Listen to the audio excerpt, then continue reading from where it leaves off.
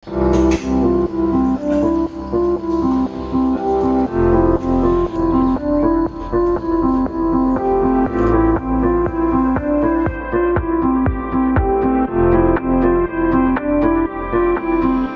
lagi mengucapkan selamat datang di Kabupaten Tanggamus.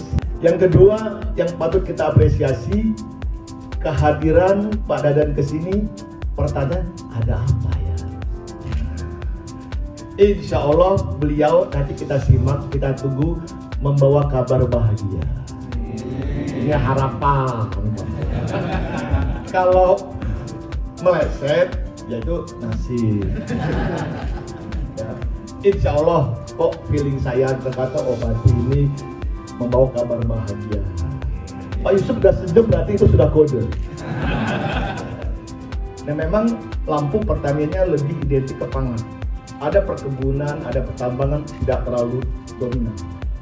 Nah di Lampung ini juga disupport oleh Tanggamus. Tanggamus itu punya kopi yang Bapak hidangkan, itu kopi kami Pak dari Hulu Belu. Sejak awal ketika saya diberikan tugas oleh Mendagri ke sini Pak, kata kunci yang utama, karena PJ itu gak punya visi Pak. Dia ngantol di visi RPJP-nya. Tapi saya punya branding, selalu berupaya lebih baik. Nah itu menjadi semangat, kalau hari ini dan ke depan harus lebih baik dari hari kemarin. Terutama di bidang pelayanan. Selalu saya sampaikan, apa yang harus dilakukan, melayani dengan sebaiknya, dengan sepenuh hati. Apa yang dipandang, itu yang disangka. Jadi, apa yang terlihat, itu yang dirasakan. Karena kita melayani kadang-kadang dipandangnya bagus, belum tentu disandangnya bagus. Tapi insya Allah Tanggamus dua-duanya masuk Pak. Tepuk tangan buat Tanggamus. Puji diri sendiri ya, nggak apa-apa Pak. Pelayanan publik yang ada di Kabupaten Tanggamus. Jadi perlu saya sampaikan Pak Bupati, sebenarnya kalau saya juga berharap sih sebenarnya tidak lagi penjabat bupati, dan bupati kan. Karena terus terang saja kalau dari apa yang dipaparkan dan yang selama ini dilakukan, saya lihat enak bagi ombudsman Pak kalau kepala daerah itu punya pemahaman, visi misi dan apa ya, mengetahui substansi permasalahan sebagaimana Pak Mulyadi. Karena memang biar nanti aman untuk sampai 5 tahun ke depan. Dan penentuan lokasi prioritas ya harus banyak berdiskusi juga dengan Bappenas, sektor-sektor, termasuk juga dengan kementerian terkait itu. Karena pada dasarnya penentuan lokasi prioritas itu ya seperti Bapak Ibu itu bisa menjual potensinya lah beberapa hal itu. Kadang di satu sisi juga perlu penyusunan proposal yang baik kan. Sering-sering daerah jadi lokasi prioritas, tapi pengusulannya asal-asalan, mentang-mentang prioritas Pak ya, anggaran juga belum tentu dapat maksimal. Kadang yang sudah dialokasikan pun aja masih bisa di hold Kementerian Keuangan kan. Memang apa ya, sesuatunya sekarang udah berkembang. Saya nggak tahu di sini dulu pernah menyampaikan itu apa enggak.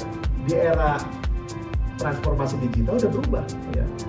Dulu dengan digitasi ya, kita mengubah semua data-data kita ke data-data yang digital. Tapi era itu udah lewat. Masuk ke era berikutnya yang Pak Bupati tadi sampaikan, eranya CCC gitu ya. Sistem ini itu era aplikasi. Makanya ada aplikasi keuangan daerah, ada aplikasi akuntansi, semua punya aplikasi, ya kan? Semua punya aplikasi. Kiblatnya berubah ke Microsoft, ya. Aplikasi itu. Tapi betul, seperti Pak sampaikan Pak Bupati, eranya aplikasi ini sebetulnya udah lewat, udah bergeser, ya. Udah lewat, gitu ya. Sekarang itu sudah masuk ke era semua aplikasi yang dibuat oleh orang, gitu ya, itu diintegrasikan. Ya. Itulah yang sekarang disebut transformasi digital itu, mengintegrasikan semua ya aplikasi yang ada. Nah makanya memang ya, kalau kita mau menjalankan pemerintah sekarang, maka semua aplikasi itu harus terintegrasi. Satu data ya, ada di apa namanya Bappenas ada Musrembang misalkan kan. Nah, maka daerah juga di situ ada BPS satu data, semua harus terintegrasi. Yang awalnya itu aplikasi masing-masing, gitu ya. Kemudian itu punya aplikasi.